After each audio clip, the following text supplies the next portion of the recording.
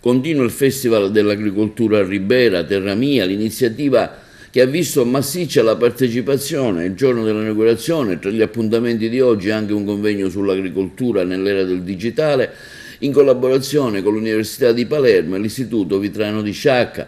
Nel pomeriggio anche la presentazione e la discussione sul libro sullo zar Livatino, L'uomo, il giudice e il credente di Roberto Mistretta. In serata quindi l'esibizione musicale a cura della fanfara dei bersaglieri del Peronitano. Nella giornata di domani domenica, tra i vari approfondimenti inclusi, parlerà di pistacchio, una vecchia coltura del reddito elevato, con la partecipazione del Consorzio Pistacchio Doppi di Raffadali, per concludere l'esibizione con i musicisti del Conservatorio Toscanini di Ribera, oltre ovviamente all'enogastronomia, villaggio sempre aperto. Soddisfazione è stata espressa dagli organizzatori per come sta andando la manifestazione.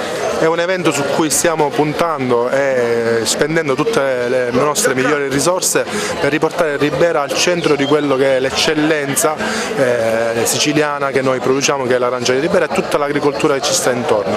Questa fiera ha un suo storico ricordo nella mente di tutti i riberesi, è il secondo anno che stiamo cercando di riproporla, sempre meglio, sempre più in grande, sia nell'offerta agricola e tutto ciò che riguarda appunto il mercato dell'agricoltura, ma soprattutto è anche per quanto riguarda uno sviluppo turistico-culturale che può partire con l'occasione di questa manifestazione fieristica e coinvolgere tantissime altre eccellenze del nostro territorio, quelle bellezze naturalistiche ma anche le novità come il Conservatorio Arturo Toscanini, che sforna e produce talenti musicali di cui andiamo orgogliosi e su cui speriamo che la città possa contare per un suo futuro sviluppo. La gente ha ben risposto, almeno da quello che stiamo vedendo? Sì, la gente ha partecipato subito al taglio del nastro, evidentemente c'è anche voglia di spensieratezza di questi eventi così che permettono di incontrarsi in un giardino che è uno dei più belli della provincia di Agrigento, è un patrimonio anche storico-culturale, sia per le bellezze naturalistiche che per i giardini all'italiana e all'inglese,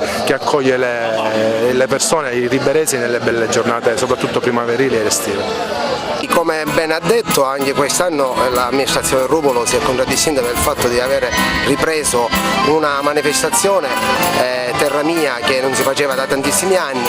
L'anno scorso siamo al secondo anno e anche quest'anno vede coinvolti diversi imprenditori del settore dell'agricoltura, del turismo e dell'enogastronomia.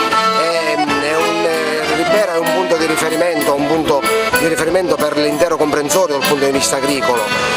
Questo fa sì che molti sono i visitatori che verranno a vedere questa manifestazione, spero che verranno un pubblico numeroso e potranno vedere le bellezze della città sia da un punto di vista agricolo che da un punto di vista turistico. C'è anche il coinvolgimento di strutture locali, tra cui il Toscanini, che è importante. Sì, ci sarà una serata evento domenica sera con un concerto del Toscanini, perché Ribera è la città dell'arancia e della musica. Noi siamo stati l'unico conservatorio che è stato autorizzato dal Ministero della Pubblica Istruzione e questo fa sì che oltre alle arance Ribera ha anche un'altra eccellenza che è data dalla musica con l'Istituto Toscanini.